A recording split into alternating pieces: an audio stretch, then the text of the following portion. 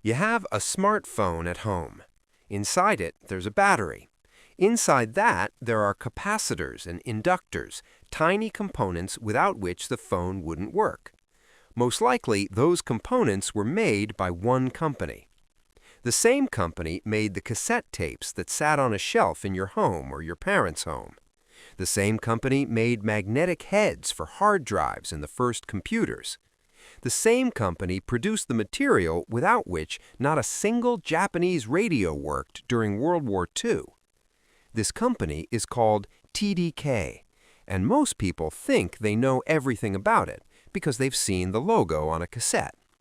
In reality, they know almost nothing, because the real story of TDK is not a story about cassette tapes. It's a story about a material that changed electronics, about a company that completely reinvented itself several times and was right every time. The company's story began in a laboratory at the Tokyo Institute of Technology in 1930. Two Japanese scientists, Yogoro Kato and Takeshi Takei, were working on a problem that seemed purely theoretical. They were searching for a new type of magnetic material, not metallic. Metals conduct electric current, and at high frequencies this creates energy losses. They wanted something that had magnetic properties but did not conduct current. After several years of experiments, they found it. A mixture of iron oxides with additions of other metals, zinc, nickel, manganese, sintered at high temperature. Solid, brittle, resembling ceramic, but with magnetic properties unlike any known material. They called it ferrite. Ferrite was not just a laboratory curiosity. It was a material with enormous practical potential. But the distance from a laboratory discovery to industrial production is enormous. Kenzo Saito, a businessman who could see commercial potential where others saw only a scientific paper, became acquainted with the work of Kato and Takei and understood this wasn't just interesting chemistry. This was the future of electronics.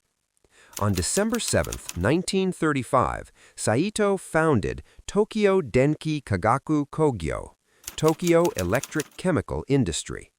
The abbreviation TDK would come later, but the logic was there from day one, to connect academic discovery with industrial production, to make ferrite accessible, to make it a standard. The first product was OP magnet ferrite cores, small toroidal rings made from sintered ferrite used in high-frequency coils. The market was initially small, but the company kept working and waited for the moment that the world would understand why it needed ferrite. The 1930s. Japan was building up its military power. The army needed radio equipment, compact, lightweight, capable of operating at high frequencies. Traditional magnetic materials were too heavy and inefficient. Ferrite was the perfect solution. TDK began producing ferrite cores for military radio receivers. By 1945, the company had produced 5 million ferrite cores, and most of them went to military needs. Japanese soldiers communicated through radios that contained TDK ferrite. After Japan's surrender, the company continued its work, as demand for its product was high and became even higher. The 1950s. Japan was rebuilding, and in the country, something began that would change everything: television broadcasting. 1953, NHK launched regular TV broadcasts. Japanese people began buying televisions by the millions. Every television required a deflection coil, a device that controls the electron beam in a cathode ray tube and creates the image. This coil had to operate at precise frequencies and generate a specific magnetic field. The ferrite core inside this coil was exactly what was needed. TDK became one of the main suppliers of ferrite components for the Japanese television industry. While millions of Japanese people watched the screens of their new televisions, inside those televisions was TDK ferrite, invisible, unnoticed, essential. This is a pattern that would repeat in TDK's history several times. The company produces a component without which a mass product cannot function, but none of the consumers knows about it. But in 1952, TDK took a step that would eventually change everything. The company began producing magnetic tape. It was a logical extension. Ferrite is a magnetic material, and magnetic tape is also based on magnetic particles. The technological proximity was obvious. But for a company that was making industrial components, this was a fundamental shift into a new category. TDK's first tapes were for professional and amateur use on reel-to-reel tape recorders. The market was small, the competition serious. But TDK invested everything it knew about magnetism into material quality, and it paid off.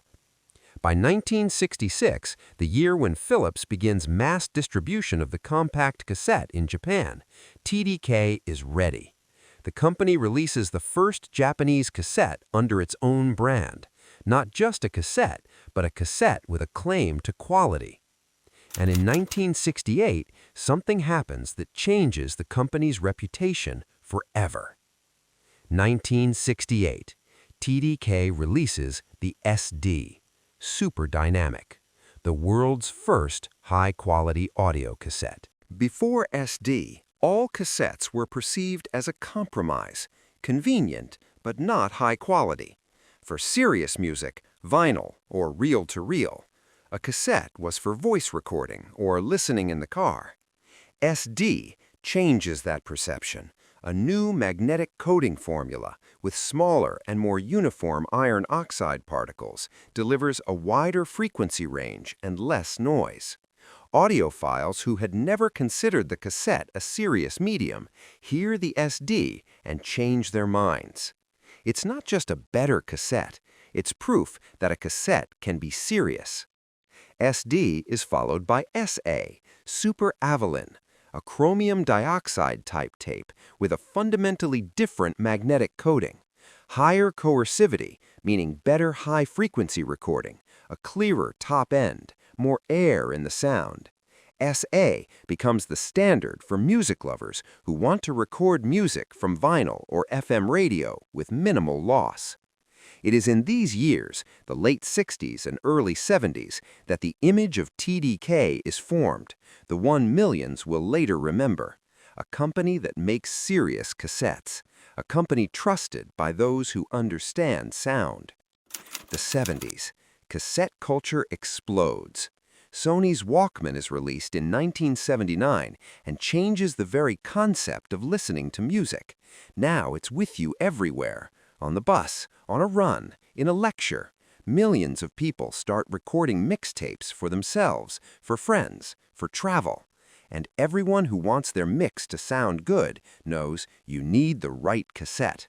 Not the cheap, nameless one that rustles and loses high frequencies. The real one. TDK SA, the real one. By the mid-70s, TDK is already producing cassettes on several continents, factories in Japan, Europe, North America. The TDK logo on a huge billboard in Piccadilly Circus in London, one of the most recognizable images of the era. A Japanese company that started with ferrite cores is now a global brand, synonymous with quality recording. 1979, TDK releases MA, metal alloy. If SA was for those who understood cassettes, MA was for those who truly understood sound. Metal tape, a fundamentally different technology. Instead of iron or chromium oxides, particles of pure metal alloy. Smaller, more uniform, with coercivity several times higher than chrome tapes. Metal tape required a special cassette deck with metal support. Not all devices could work with it, but those who had the right deck heard the difference immediately. MA sounded so good that people seriously compared it to reel-to-reel tape recorders. This wasn't a marketing phrase, it was the real opinion of sound engineers and audiophiles who conducted comparative listening tests. MAX, the next generation with an improved formula, was considered by many to be the best cassette ever produced. It's the one collectors hunt for today, the one they travel to Japanese auctions for, the one discussed on forums for analog sound enthusiasts who continue recording music on cassettes in 2024. The TDK lineup in its golden years looked like this: D for basic recording, AD for music, SA for serious music, MA and MAX for those who don't compromise. It was a complete ecosystem, a cassette for every listener.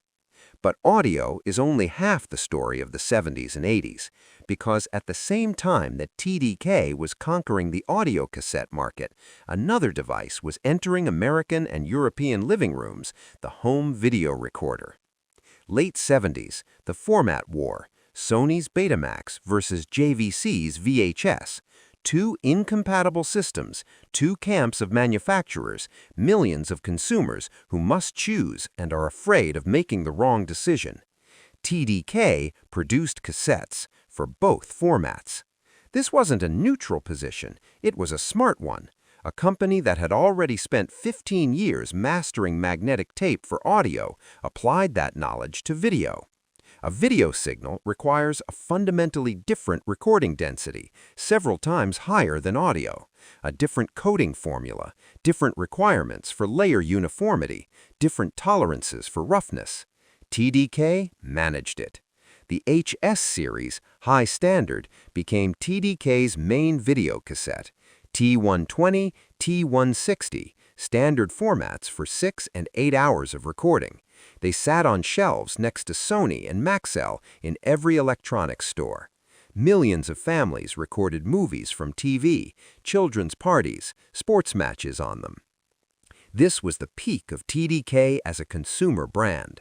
But while the consumer world was buying cassettes, TDK was quietly building a second business: electronic components. 1980.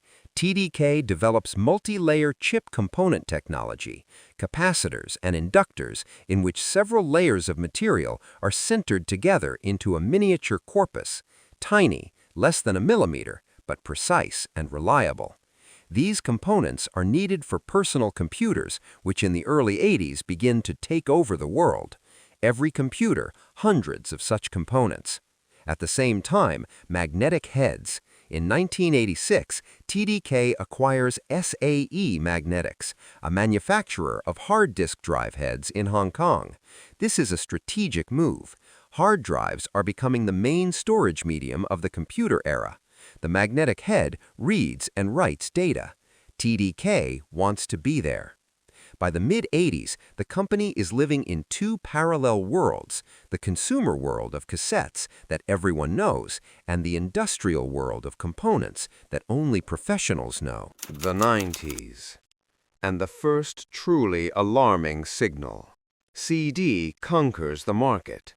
Not immediately. At the beginning of the decade, the cassette still holds on.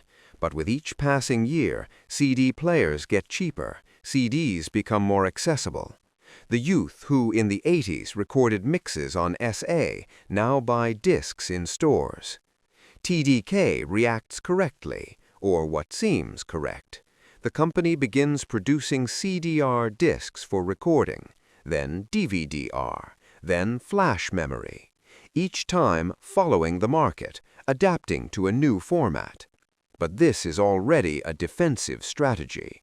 This is no longer the TDK that invented new types of cassettes and set standards. This is TDK trying not to fall behind. And at the same time, quietly, almost imperceptibly, it continues to build its components business, because components are needed for all formats. And TDK capacitors are inside CD players. And TDK inductors in mobile phones, which at the end of the 90s begin spreading around the world. 2007, a decision that shocks everyone who knows TDK for its cassettes. The company sells its entire consumer media business, cassettes, discs, flash storage, everything, to the American company iMation for $300 million. $300 million for everything, for a brand known all over the world, for technologies into which decades of research were invested, for production facilities across several continents. Why? Because this is no longer a growing business. It is a dying business. Cassettes are almost dead.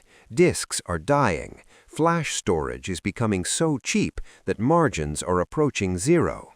To continue operating in this segment means to spend resources on something that has no future. But TDK has something else, something that has a huge future. And here, in 2007, when everyone thinks TDK is dying, in reality, the most important chapter of its history begins. Components for mobile phones. Every smartphone requires hundreds of capacitors, inductors, filters. Capacitors filter power. Inductors work in antennas and charging circuits. In 2008, TDK acquires Epcos, a German manufacturer of electronic components. This is the largest acquisition in the company's history. From that moment, TDK becomes one of the main suppliers of components for the largest phone manufacturers: Apple, Samsung, Huawei. Every time you hold a smartphone in your hand, there is a high probability that inside it there are TDK components. The logo is not written on the corpus, but it is TDK. 2012. TDK acquires Amperex Technology, a manufacturer of lithium-ion batteries based in Hong Kong. Amperex, known under the ATL brand, produces batteries for smartphones, small, light, high capacity, exactly the ones used in most of the world's flagship phones. This is again a story about an invisible component. You never see the ATL label on your phone, but the battery in it is most likely made there. By some estimates, ATL produces batteries for every third smartphone in the world. And that's not all, because batteries are needed not only for phones. Electric vehicles. ATL, a subsidiary of TDK, is among the key suppliers of battery cells for electric cars. The company that was known for cassettes with the logo on Piccadilly Prince Street now makes batteries for electric vehicles. But let's go back to where we started, to cassettes. After iMation bought TDK's media business in 2007, it received the right to use the TDK brand on media for 25 years. It produced cassettes, discs, flash drives with the TDK logo, but without Japanese technology and Japanese quality. In 2015, iMation gave up the license. It stopped selling TDK-branded products. It would seem the end. The TDK brand on cassettes is gone. But it turned out not the end. In 2017, a small Japanese company, National Audio Company, obtained the rights to produce cassettes under the TDK brand in Japan. The cassette renaissance, real, alive, unexpected for everyone, created demand that someone had to meet. Today, TDK cassettes are sold again, in small quantities, for enthusiasts, for those who remember, and for those, unexpectedly, who were born after the cassette era, but discovered analog sound and want exactly that. Did you use or maybe still use TDK cassettes? Share in the comments.